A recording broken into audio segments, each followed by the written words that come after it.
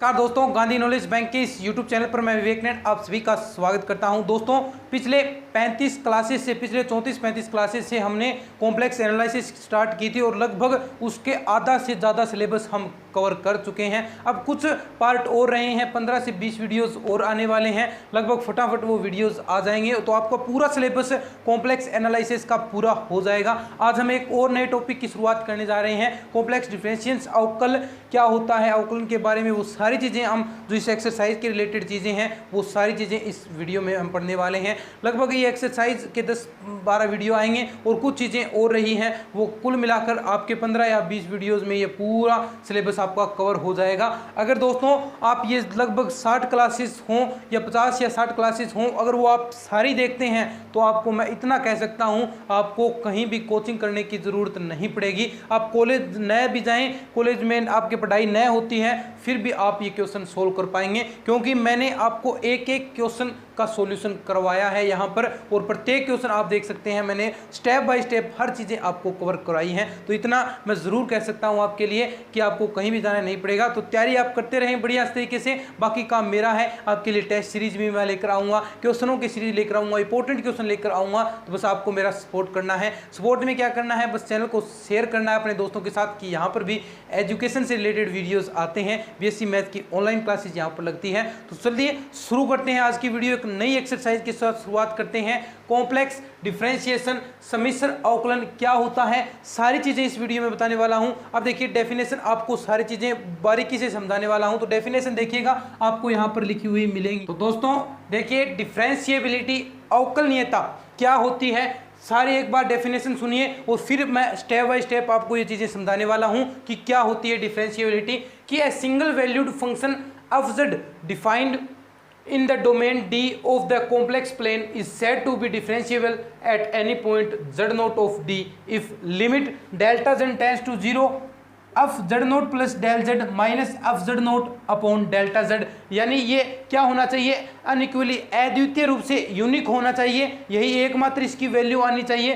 दबे वो limit does not depend on the path along with delta z। यानी ये डेल्टा z टेंड्स टू 0 है तो इसके पथ पर निर्भर नहीं करनी चाहिए ये लिमिट, तब क्या होगी, इसकी अवकलनीयता होगी। क्या कहना चाहता है, ध्यान से सुनिए। ये डेफिनेशन क्लियर हो गई तो आप सारे क्वेश्चन क्लियर कर पाएंगे। कि ए सिंगल वैल्यू फंक्शन यानी एक मानी फंक्शन है, आपको हिंदी में भी बताया जाएगा, इंग्लिश में भी बताया जाएगा, तो आपको कहीं भी दिक्कत नहीं रहेगी, प्रत्येक स्टूडेंट को समझ में आने वाला है। कि a single valued function of z defined in the domain D of the complex plane. यानी कोई डोमेन D है कॉम्प्लेक्स प्लेन के अंदर, सम्मिश्र तल के अंदर, उसमें कोई फंक्शन ऑफ z डिफाइन है। मान लीजिए D मेरे पास डोमेन है और इसमें कोई फंक्शन ऑफ z डिफाइन है। ये कहना क्या जाता है ये सुनिए। अब D में कोई z बराबर z नोट एक ऐसी वैल्यू होगी, कोई भी पॉइंट हो सकता है, इस पर हमें अवकलनीयता चेक करनी है। तो इसके लिए क्या करना पड़ेगा, इस ऑफ z फंक्शन को इस प्रोसेस से गुजरना पड़ेगा। अगर ये यूनिक रूप से विद्यमान होती है, आपको ध्यान में रखना है, ये चीज आपको याद रखनी है। अगर ये यूनिक रूप से ऑफ डैश z यूनिक रूप से विद्यमान होती है, यानी एक वैल्यू प्राप्त होगी इसकी, तो ये क्या कहलाएगी, मेरी डिफरेंशिएबिलिटी, अवकलनीयता। अगर ये चीज समझ गए तो आपको आगे सारे क्वेश्चन क्लियर होने वाले हैं। क्या है, दोबारा सुन सकते हैं आप या इसका स्क्रीनशॉट ले लीजिए। कि single valued function of z defined in the domain, यानी कोई D में कोई ऑफ z फंक्शन परिभाषित है, फलन परिभाषित है, डिफाइंड है, तो इस पर कोई भी पॉइंट z नोट पर ये फंक्शन अगर इससे गुजरता है, इस प्रोसेस से गुजरता है, तो ये प्रोसेस क्या कहलाएगी। अगर ये यूनिक रूप से वैल्यू आती है तो ये इसकी अवकलनीयता कहलाएगी या डिफरेंशिएबिलिटी कहलाएगी। तो ये चीज़ हुई, और साथ साथ ये क्या होगी, ये यूनिक रूप से विद्यमान होनी चाहिए, और साथ ही साथ अगर ये डेल्टा z इस जो ये पथ तय करता है, यानी ये 0 की ओर जाने के लिए, अब डेल्टा z टेंड्स टू 0 है तो ये जो पथ तय करेगा इस पर निर्भर नहीं करना चाहिए। इसका क्या अर्थ हुआ कि मान लीजिए अब इसमें डेल्टा z डेल x हो गया, एक डेल y हो गया, क्योंकि z बराबर x plus iota y complex फलन की वैल्यू होती है। तो अब ये डेल्टा x 0 की ओर अग्रसर है, डेल y 0 की ओर अग्रसर है, अलग अलग है, लेकिन वैल्यू सभी में एक आनी चाहिए, पथ पर निर्भर नहीं करना चाहिए, तब ये डिफाइन होगा। तो ये कहलाएगी मेरी डिफरेंशिएबिलिटी, अवकलनीयता। और आपको पता चल गया होगा, देखिए साथियों, अब ये एफ डैश जेड क्या होगा, इसकी लिमिट होगी और मैं इसे एक एग्जांपल के द्वारा समझाना प्रयास करूंगा। अगर दोस्तों एक बात सुनिए कि अगर ये वैल्यू डिफाइन नहीं होती है, ये वैल्यू यूनिक न आए, एफ डैश जेड अलग अलग वैल्यू आ जाए और साथ साथ डेल्टा जेड भी अलग अलग डिपेंडेबल हो जाए, पथ पर डिपेंड कर जाए, जहाँ से जीरो तय हो रहा है वहाँ पर उस फंक्शन उस पथ पर डिपेंड करे, उस पर अगर डिपेंड करेगा उस पाथ पर, तो ये क्या कहलाएगा, डिफरेंशिएबिलिटी नहीं होगी। ये डिफरेंशिएबिलिटी नहीं होगी, अवकलनीयता नहीं होगी। अवकलनीयता कब होगी, जब ये फंक्शन यूनिक रूप से डिफाइन होगा और पथ पर डिपेंड नहीं करेगा। बस इतनी सी बात है और इसे मैं एक एग्जांपल से समझाऊंगा, तब आपको और भी इससे क्लियर हो जाएगा कि क्या कहना चाहता है। ये क्वेश्चन देखिए आपको दिखाई दे रहा होगा कि एफ, क्वेश्चन हमें दे रखा है कि एफ जेड क्या है, क्वेश्चन हमें फंक्शन दे रखा है एफ जेड बराबर z की पावर n। हमें दर्शाना है कि ये फंक्शन डिफरेंशिएबल होगा, डिफरेंशिएबल, एग्जाम्पल सुनिए इसका, ये हमें दर्शाना है कि ये फंक्शन डिफरेंशिएबल होगा वेयर n क्या है, बिलोंग्स टू कैपिटल N, यानी इससे बिलोंग करता है, ये इसका डोमेन हो गया, यहाँ से वैल्यूज आएंगी। हमें दर्शाना है कि एफ जेड बराबर जेड n क्या होगा, अवकलनीय होगा, डिफरेंशिएबल होगा। तो क्या है, वही प्रोसेस हमें बतानी है कि z बराबर z नोट पर हमें पता है कि लिमिट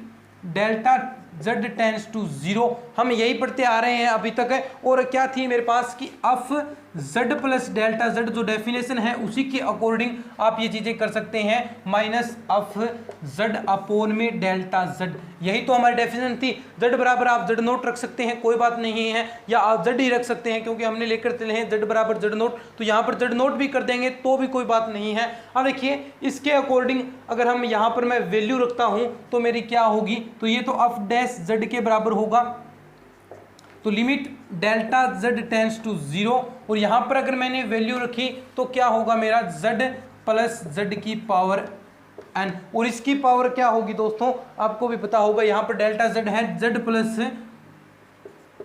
की पावर n माइनस z की पावर n अपोन में डेल्टा z। देखिए कुछ नहीं किया, z की जो फंक्शन है एफ जेड बराबर क्या है, z की पावर n, इसकी जगह हमें ये रखना है, तो z प्लस डेल्टा z रखा और उसकी पावर n होगी, माइनस z की पावर, एफ जेड की वैल्यू z की पावर n है ही, अपॉन डेल्टा z। अब बिल्कुल सिंपल हो जाएगा। देखिए आगे क्या करना है, अब आपको कुछ नहीं करना, जैसा मैं बताऊं उसी के अकॉर्डिंग चलते रहना है। अब आपको पता होगा इसका प्रसार हमें करना है कि limit delta z tends to 0, इसका प्रसार करेंगे अपन। देखिए तो यहाँ पर सबसे पहले प्रसार के लिए डेल्टा z अपोन की पावर z, यहाँ से कॉमन निकाला तो बाहर क्या आएगा, z की पावर n की पावर n है, माइनस क्या है z की पावर n, और अपोन में हो गया डेल्टा z। अब देखते रहिए बिल्कुल अच्छी तरीके से क्लियर होगा। अब इसका प्रसार करना है, चूंकि आपको पता है कि 1 प्लस एक्स की पावर n का प्रसार क्या होता है, आपको पता है, आप जानते हैं कि क्या होगा।